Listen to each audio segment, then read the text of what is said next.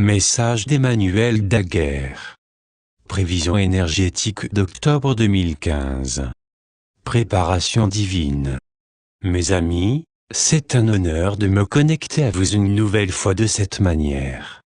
Il y a tellement de choses qui se passent, donc allons droit au but. Les événements célestes qui ont eu lieu en septembre ont tout changé pour l'humanité. Les énergies fortement chargées ont commencé à s'amplifier au cours de l'éclipse solaire partielle du 12-13e septembre et elles ont atteint leur apogée le 27-28e septembre pendant l'éclipse lunaire de superlune. Le portail énergétique, qui a été créé entre les deux éclipses, était si puissant qu'il a semblé que les énergies du solstice d'hiver de 2012 dont on a tant parlé avaient été une promenade dans le parc. Le feu d'artifice du spectacle céleste le mois de septembre nous a apporté quelques-unes des énergies les plus intenses que nous ayons probablement jamais connues dans cette vie. Pour ceux qui sont sensibles à l'énergie, tout ce que je peux dire c'est « Dieu merci, c'est maintenant derrière nous et nous sommes passés de l'autre côté ». Comme mentionné précédemment, tout a commencé avec l'éclipse solaire partielle. Les éclipses sont quelques-uns des événements astrologiques les plus puissants que nous puissions expérimenter, parce que souvent elles apportent de nouveaux commencements majeurs tout en fermant les chapitres des cycles précédents. Lors d'une éclipse, nous sommes toujours actualisés énergétiquement, et il est facile de se sentir très chargé, et pour certains, surmené. Les éclipses sont aussi un grand moment de guérison.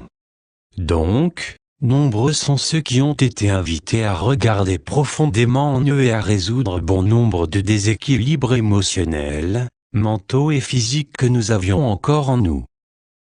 Le thème général souligné par l'éclipse partielle a été de laisser partir l'illusion de séparation et de nous rappeler que nous avons toujours été un avec l'univers et avec les autres. Nous avons été guidés à le faire en cessant la critique de nous-mêmes et des autres, tout en nous alignant à un état d'être plus guidé par le cœur. Si vous avez eu des sentiments qui ressemblaient à de l'anxiété dans votre cœur et dans les zones supérieures de l'estomac, sachez que vous vous êtes débarrassé de nombreuses vies de densité qui ne servent plus la personne consciente et éveillée que vous êtes devenu aujourd'hui. Nous sommes ensuite arrivés à l'équinoxe du 23 septembre. C'est le moment où ceux qui vivent dans l'hémisphère nord de notre planète commencent à se préparer pour l'automne, alors que nos amis de l'hémisphère sud sont sur le point de voir le retour du printemps. L'équinoxe récente nous a donné l'opportunité d'amplifier les effets de guérison déjà en place, qui étaient le résultat de la première éclipse du 12-13e septembre, en particulier en termes de création d'un plus grand équilibre dans notre vie. En plus des énergies hautement chargées de septembre, quelque chose de très remarquable a également eu lieu. Pluton, qui était rétrograde depuis avril 2015, est finalement redevenu direct, ce qui a accéléré rapidement l'apprentissage de dernière minute que nous avons dû faire à propos des leçons restantes que nous étions censés apprendre lorsque Pluton était rétrograde. C'est un peu comme un étudiant qui attend la dernière minute pour étudier avant un grand examen. Lorsque Pluton est redevenu direct, une grande partie de la lourdeur que nous ressentions s'est allégée. Les choses de notre vie qui étaient arrêtées ou bloquées ont commencé à avancer à nouveau, en particulier dans le domaine des relations /carrière /travail/projet personnel et à propos de notre bonheur personnel. Cela a créé un profond sentiment de préparation pour un nouveau commencement et nous a donné l'impulsion énergétique nécessaire afin de trouver nos marques une fois de plus. Cette éclipse lunaire récente représente un pic énergétique de référence qui va servir de point d'ancrage pour faciliter la poursuite d'un plus grand changement personnel et global. Vous pouvez avoir remarqué que les choses bougent très rapidement autour de vous en ce moment, et parfois c'est un peu un challenge de suivre tout ce qui se passe. La grande finale des feux d'artifice célestes a eu lieu en septembre avec l'éclipse lunaire totale d'une superlune. Cette éclipse a marqué la dernière éclipse de pleine lune jusqu'en 2018. Vous avez peut-être remarqué que vos émotions arrivaient de tous côtés pendant cette période. C'est pourquoi il est si important de rester bien hydraté au moment de chaque pleine lune, car les émotions sont symbolisées par l'élément eau et nous sommes constitués de plus de 70% d'eau. Avec cette éclipse lunaire, nous avons été guidés à nous aligner à la partie la plus authentique de nous-mêmes.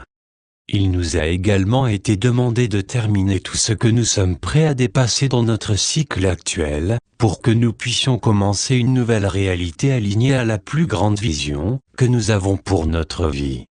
La lumière qui s'est diffusée dans notre cœur et dans notre mental au cours des dernières semaines a été la plus puissante que nous n'ayons jamais reçue depuis la grande chute ayant eu lieu il y a des milliers d'années, ce qui a conduit notre mental à oublier que nous étions vraiment des êtres spirituels éternels. Si vous avez des difficultés à intégrer ces énergies de lumière, donnez-vous un peu de temps pour le faire. Tout va bien et va continuer à bien aller. Simplifier pour se préparer au cours des prochaines semaines, nous serons appelés à simplifier notre vie afin de faire place aux nouvelles bénédictions qui arrivent à nous.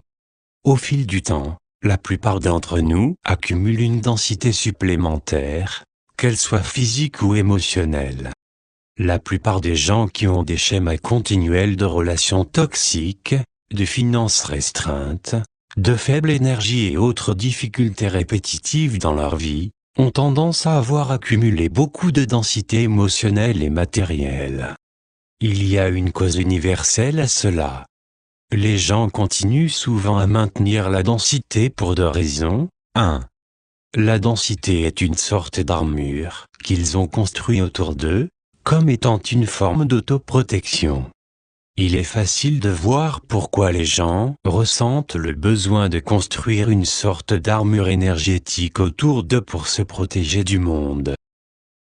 Nous vivons dans une société qui nous enseigne comment nous concentrer sur les choses qui ne nous plaisent pas sur nous-mêmes, à travers les fausses images/normes créées par la télévision, les films, les magazines ou autres médias.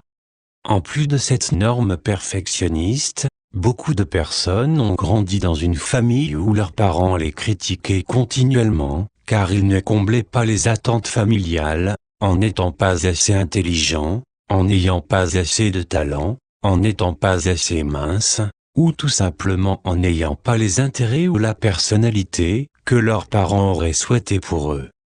Cette pression crée alors un enfant très réservé et confus, qui lorsqu'il grandit devient un adulte très réservé et plein de ressentiments, si ses problèmes ne sont pas traités. 2.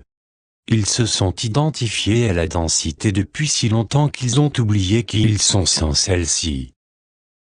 La plupart d'entre nous ont porté une armure suffisamment longtemps pour qu'elle puisse commencer à définir la façon dont nous nous présentons dans le monde.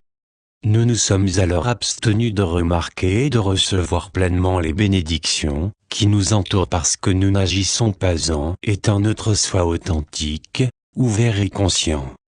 Nous pouvons commencer à laisser partir l'armure et à nous débarrasser de la densité que nous avons portée pendant tant d'années.